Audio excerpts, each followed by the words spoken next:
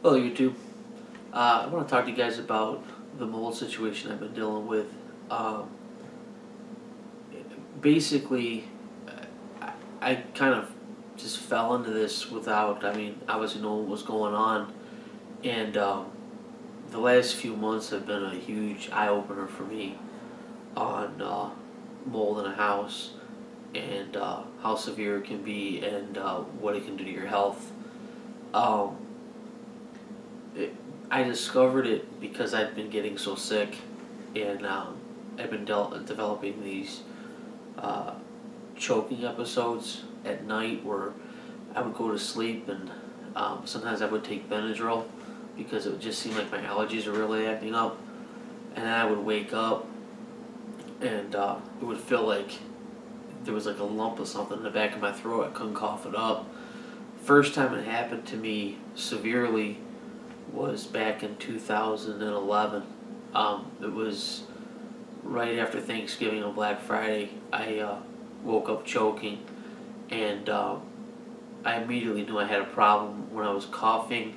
I couldn't make a complete cough. Felt like my soft palate had swollen up, my airway had narrowed, and I asked my girlfriend to call 911, and she did. And I was trying to clear my airway with my hand, and we could not really get a breath. When the firemen looked down my throat, the flashlight, they said that, I was really constricted. There wasn't a lot of room there to breathe. I have a narrow airway. It's just my design. Everybody has a different, the way we're built. Some people's airways are bigger, noses, everything else. But I was having a reaction to something. They labeled it as a food allergy. And one of the things that we have discovered, and I say we, my fiance is actually a nurse, and we have been doing a lot of research on this since we've discovered what the problem was and what we're looking into. There's a lot of misinformation out there, and there's a lot of well-meaning people who are contributing to the misinformation and to the whole problem of mold, because there's just a lot of ignorance about what mold is, what it does.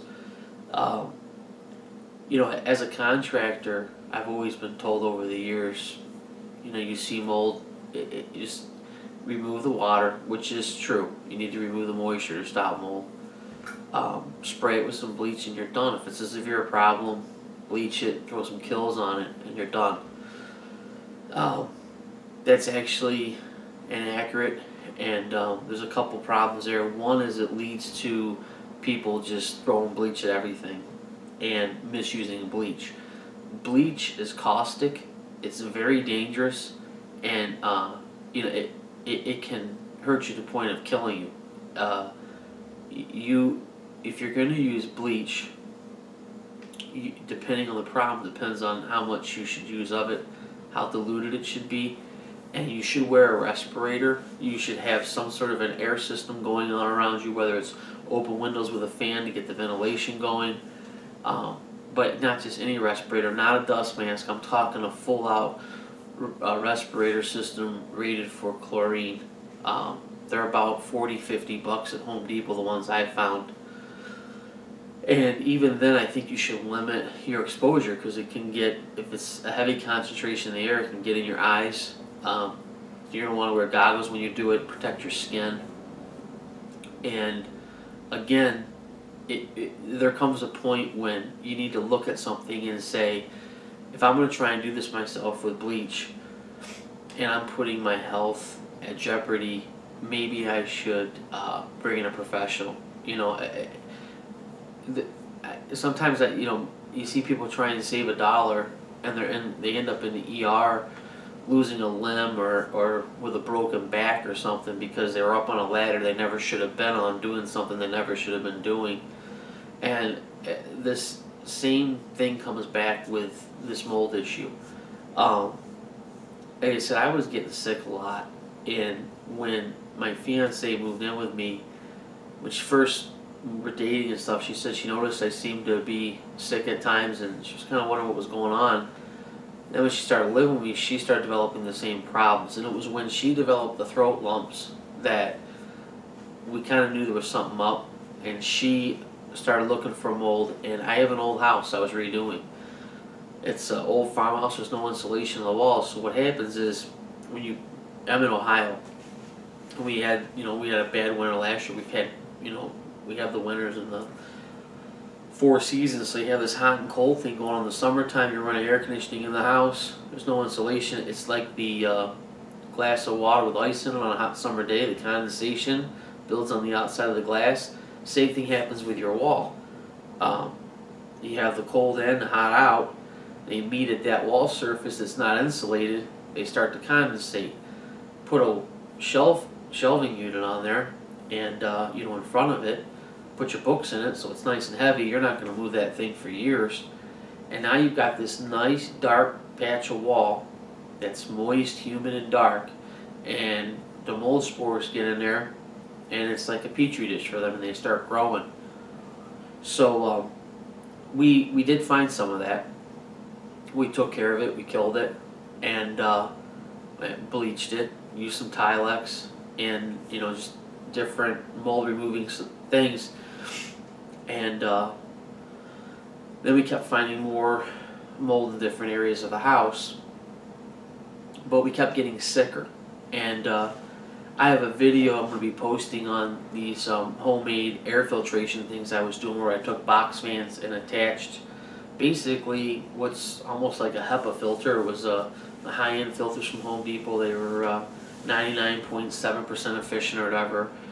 I was trying to filter air with those, and nothing was getting better. And those are rated to capture mold spores all the way down to smoke particles. And we weren't sure if we were dealing with an allergic reaction, because we have some dogs, if it was to the dog. If we were dealing with, just like dust mites, or if it was a mold-related issue. So I started, at first I didn't take it seriously when she told me that she thought it was mold. I kind of poo-pooed the whole thing, and I've been working around water problems for years and dealing with mold issues. Never really seemed to have that much of an effect on me. And so I couldn't see it. And then she was getting sicker and sicker. The asthma was kicking up. And I started developing things like, I got thrush, which it's almost like a yeast infection in the mouth. You get your tongue just gets like a white coating on it. And I was just so thirsty. And when I drank, it just didn't stop the parch filling in my mouth. And that's from the mold in the air. It gets in there and it starts to grow. And you get headaches. I had the choking. That's a sign of it. There's a lot of different things that can happen. We found out my daughter was getting real bad headaches when she was over. She was always asking for ibuprofen. I'm divorced, so between in my situation, I have 4 kids, 2 that are with me that are younger, and then 2 that are with my ex-wife. And so when they come to visit me, they're older. They would come visit, and I wasn't drawing the correlation with the fact that when my daughter would come over, then she would make comments about, well, she had nosebleeds, or there was a nosebleed episode. Well, with everything that's been going on, she hasn't been spending the night. We'll go get a coffee or something, we'll have dinner together, but she hasn't been spending the night for some time now. And I talked to her and I said, how's this headache nosebleed thing? And she's like, oh, Dad, it seems to have gone. I don't have the problem anymore. And that could just be a coincidence, but there's a lot of issues. I talked to a friend of mine that had stayed at my house a few years ago and then had left during the night. They had said they were having a problem with their allergies, and now we're thinking it was not allergies because they've never had that problem anywhere else. They were reacting to the mold in the house. And I had dated a girl previously when I first bought the house, and she had asthma, and she was having severe asthma attacks at the house. And these are all signs of what mold can do to you. If you're noticing this in your family, it's something to have the house checked. It's really, in the long run, it's not an expensive procedure to have it checked.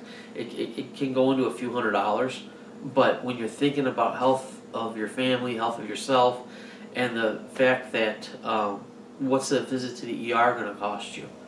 I mean, on a lot of medical plans, you're talking $250, $300 anyways.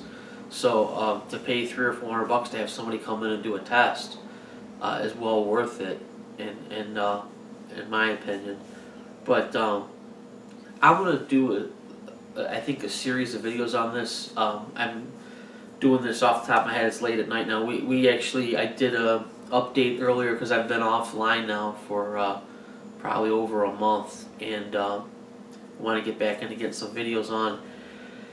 And this is a really important subject for me. I mean, I'm living in it right now, so I think it's good I document it while it's fresh and I'm going through it. And I'm going to share this experience with you guys, and hopefully this helps somebody, because we actually found some people on YouTube that were talking about mold in their house and things they'd gone through, and it was an eye-opener for me. Up till now, I would have been whatever. When you're living in it and it happens to you and you realize what this stuff can do, it changes your outlook on it, that's for sure.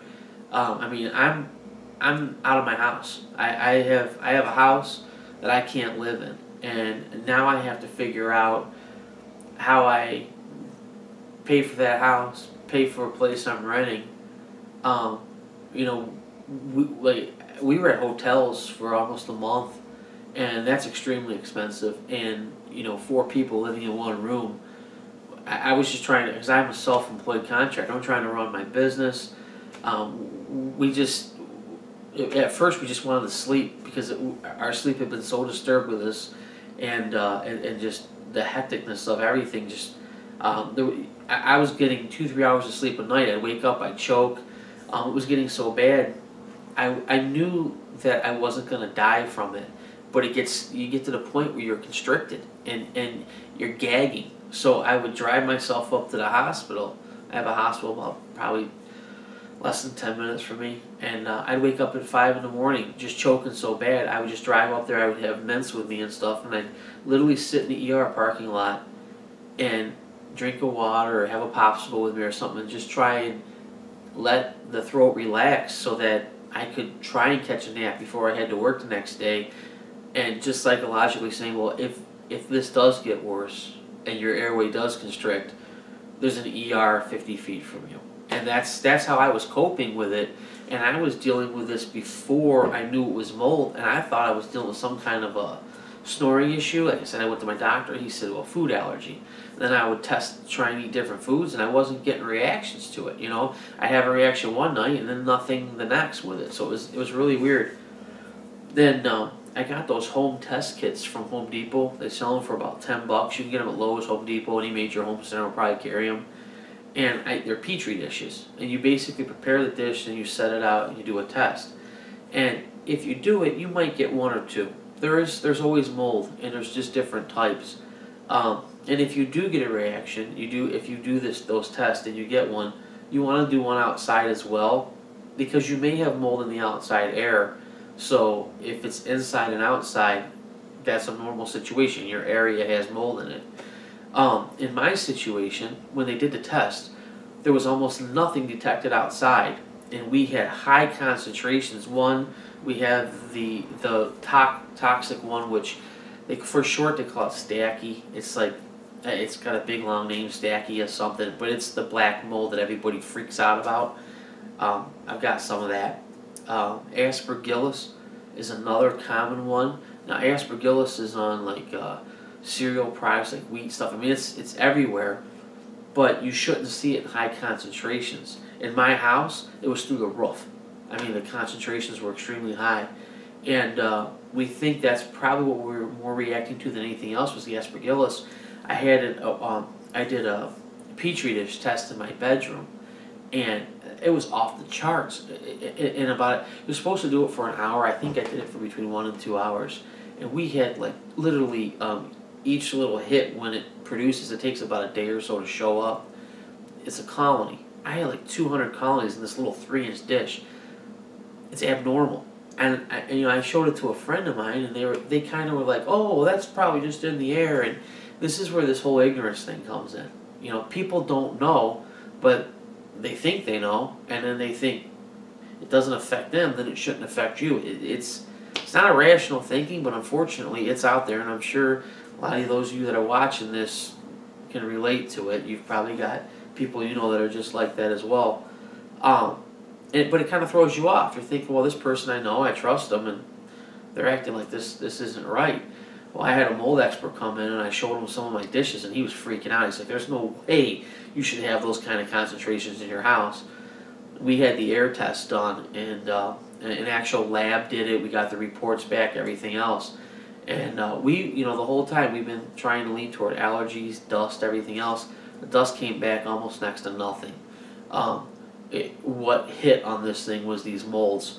So, anyways, I'm kind of bouncing around a little bit here, but I want to talk about this. Like I said, if these are videos that aren't interesting to you, I mean, there's other. I'm going to do reviews and everything else, tools and everything else. This is kind of off topic for what I normally cover, but I really feel this is important. And the more research I'm doing, and the more I'm seeing the people who are caught up in it, the horrific effects of what they're dealing with, and I'm just talking to people I know, customers of mine, and people that I talk to. I'm starting to hear people say, "Oh yeah, no, you know what? It happened to my in-laws. Oh yeah, you know, my sister had that happen to her. My parents had it happen, and oh, it was horrible. They lost their house. They had to move out, or or you're hearing all these stories, and then I look on the news and I'm seeing people with $500,000 homes that they're walking away from. There was one article, the family asked the fire department to burn their brand new $500,000 home down because they were done with it. They couldn't live in it anymore. And basically, if you don't catch it right and it gets up and everywhere, there's really almost no getting rid of it. And people will say, "Oh yeah, you can just spray bleach." I'm going to go into more detail in some other videos how the mold works with the spores.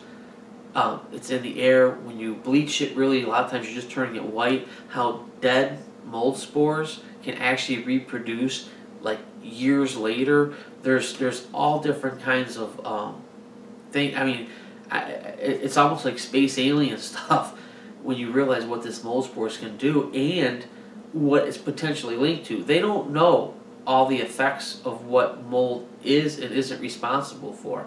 One of the things, and I don't know if this is anything or not, but we've been seeing showing up on different sites where they're thinking that mold could be linked to, they're saying cancer and MS.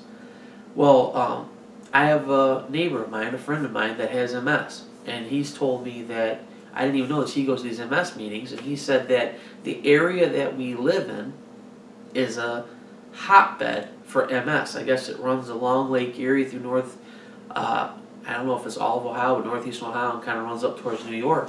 So there's just like abnormally high amounts of people who have MS in this area. Well, I'm going to tell you what else is in this area, is this freaking mold stuff is in this area, which independently, there's other people who are trying to link this and saying this could go to MS. Now, I don't know. I don't know if there is a link there or not. I don't know. But that's enough of a coincidence that, I would hope at some point, the doctors look at that to see if there could be a tie-in between those two things. But, I mean, regardless, if it is or isn't, the point here is this stuff isn't good. It has different effects on different people. It tends, and the thing you usually hear is it affects the elderly and the young. Well, I'm middle aged. I'm active. I'm out of the house a lot, and it got me. It's definitely, it had an effect on me, and it had an effect on my teenage kid, and it's had an effect on my younger ones. My younger son, he has eye burning issues. He would wake up in the middle of the night crying. His eyes were burning. We had to put wet cloths on his face. I'd wake up choking. My fiance would say she had these asthma attacks. My younger daughter developed a cough out of nowhere. She's doing these and she wouldn't even know she was doing it. You'd be like, "Do you realize you're coughing?" And then she'd catch herself. She will know, and then she'd go right back to doing it again 5 minutes later. And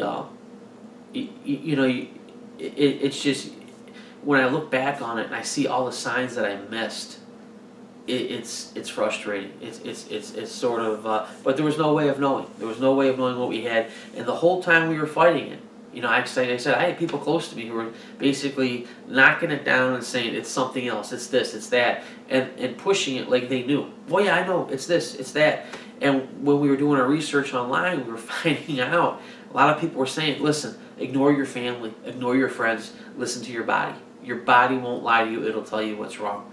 And, you know, we did that. We said, no, there's something wrong with us. You can't imagine a swollen throat and the pain. It feels like, I'm still dealing with some of it. It feels like you chewed up sandpaper and fiberglass and swallowed it. Your throat's on fire, it's burning.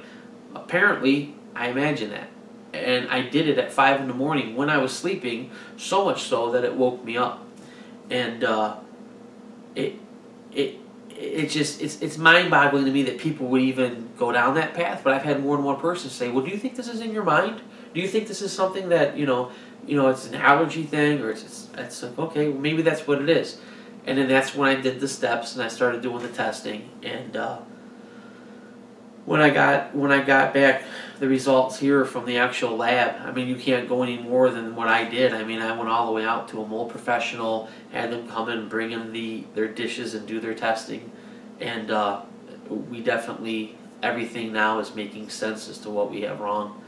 So, anyways, we're going to be dealing with remediation. I'll be covering that as we move forward with this.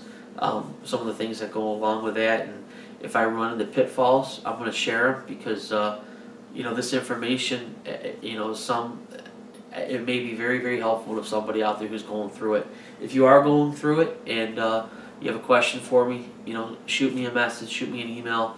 You know, if I can help you, I will. Or if there's just something you want to share, you know, use the comments to share it. And you know, if there's something I missed during these and you feel you've had an experience, and put it out here, because to me this is something, this is almost like a public service. I mean, this is a problem out there that is it's kind of hidden, and it's completely misunderstood. So anyways, well, hope this helped. I'm trying not to keep this too long, and like I said, there's going to be more follow-ups, and they're going to have more information in them. So alright guys, well, have a good one. Take care.